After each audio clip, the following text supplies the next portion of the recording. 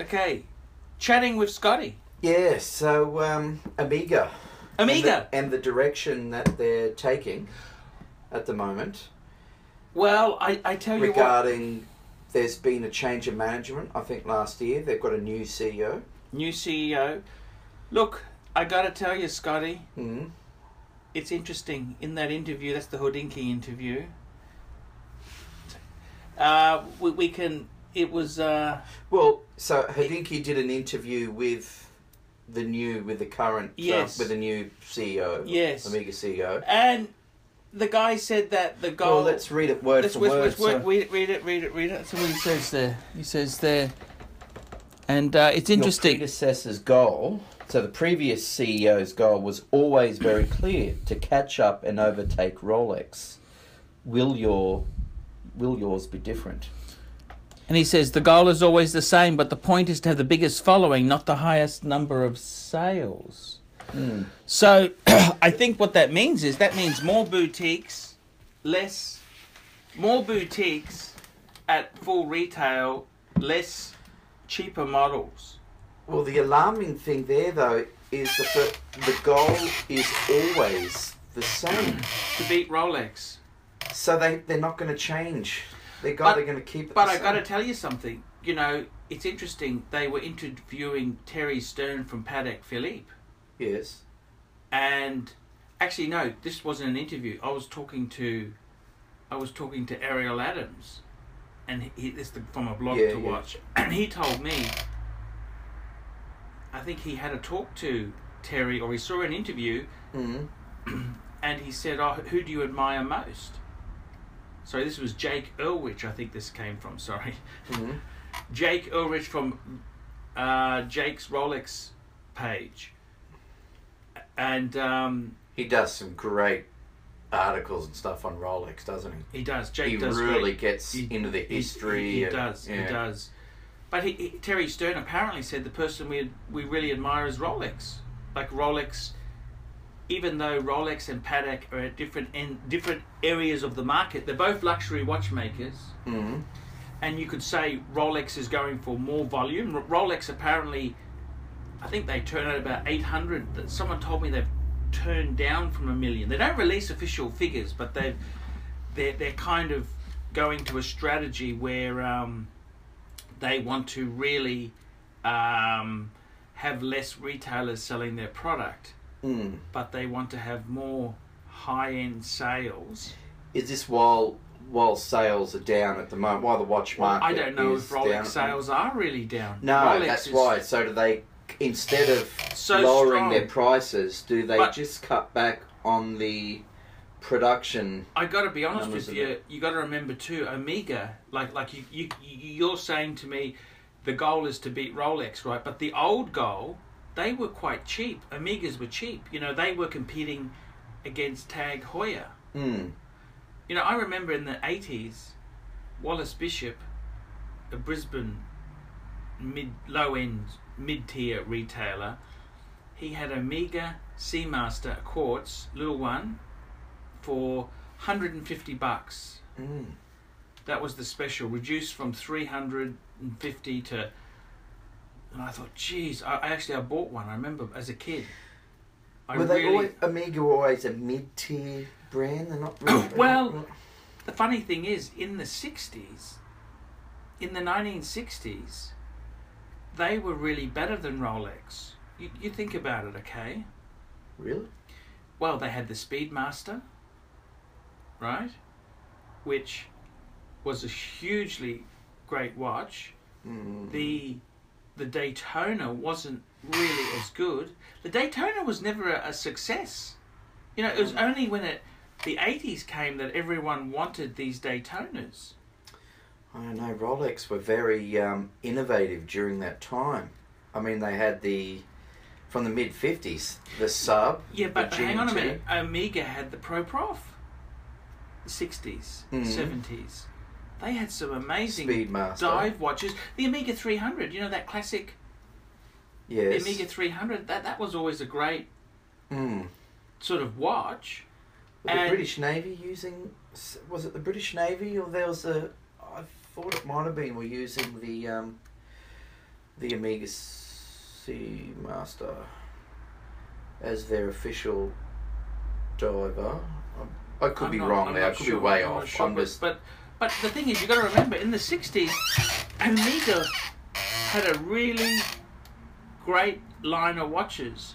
They had the Constellation as their top end.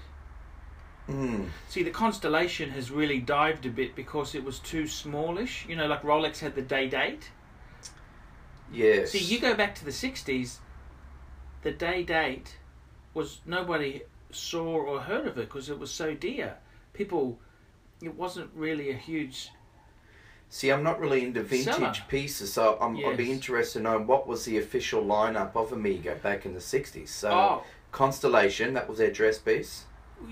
Yeah, that was their high end. They had really high end. Okay. They had the Seamaster 300, Plo Prof. The Omega had that bumper movement, you know, the bumper, automatic wind, different sort of...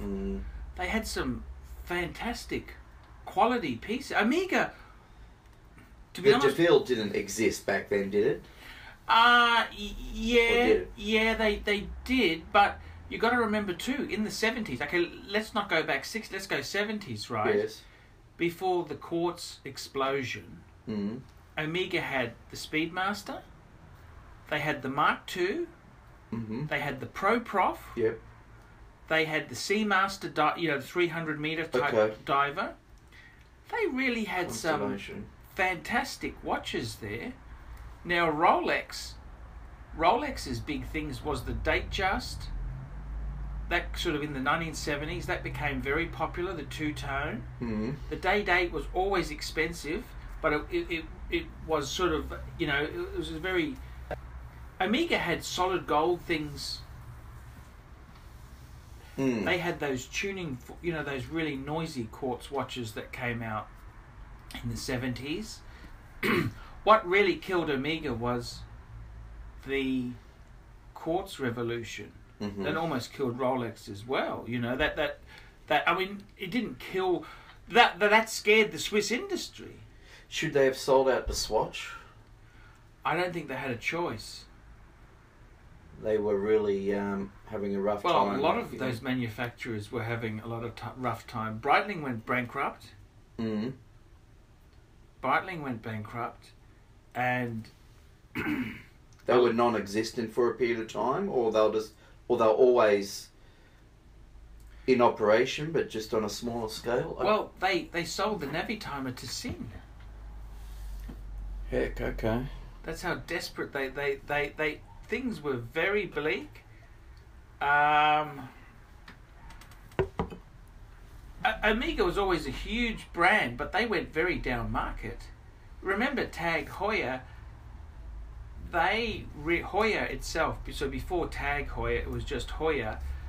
They were a pretty good brand. They were in the 70s.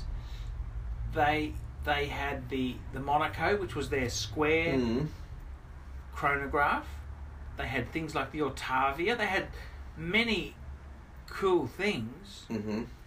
So when they came back in the 80s, they had that Formula One, you know, that plasticky Formula One. That was very, very... That's kind of where they went. But Omega, that's coming from the CEO's his own lips there. The goal is always the same, to beat Rolex. Now, is that a mistake? Is that from a marketing point of view?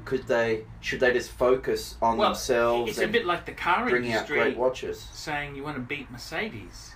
Like Audi wants to beat Mercedes, BMW wants to beat. That's the goal, is Mercedes. It's never going to happen, though, is it? Ooh, never say never. It's like Coke or Pepsi. The only way Omega would achieve that goal would be for Rolex to make some terrible mistakes and for Rolex to tank. Well, yeah, it's an interesting thing there, but I mean, I think Rolex has really come back fighting. Look how crummy the clasps were on many Rolex. They were crappy. Tudor was making really ugly things. See, just because you set a price, you bring out the dark side of the moon or the great, and you make the price equal to the Daytona.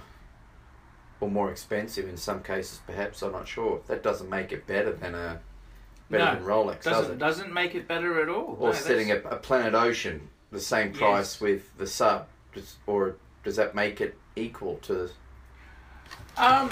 Look, that's a very good question there, but I think Omega is very easy. A brand like Omega, they cheapened the brand in the 80s for survival. They had a lot of gold-plated.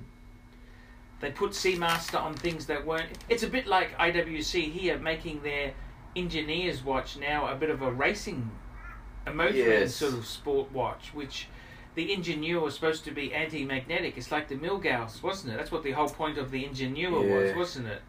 So they've kind of gone against the grain, you know. So I think Omega is a fantastic brand. Don't get me wrong. No, a lot of Omega and Rolex fans love both brands. They have both in their collection.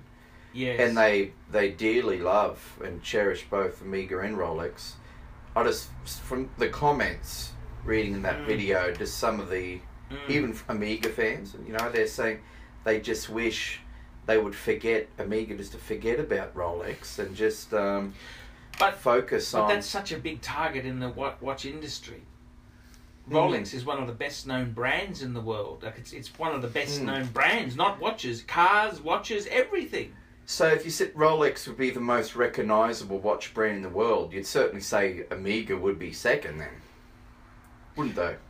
You would say that there. And is that a bad? I mean, are they not happy with Seiko it? would be very well in popularity too, wouldn't it? Be very recognised, perhaps. Perhaps not in luxury watches, but we're talking, aren't we? We're sort of different segments there. It's an interesting thing, Scotty.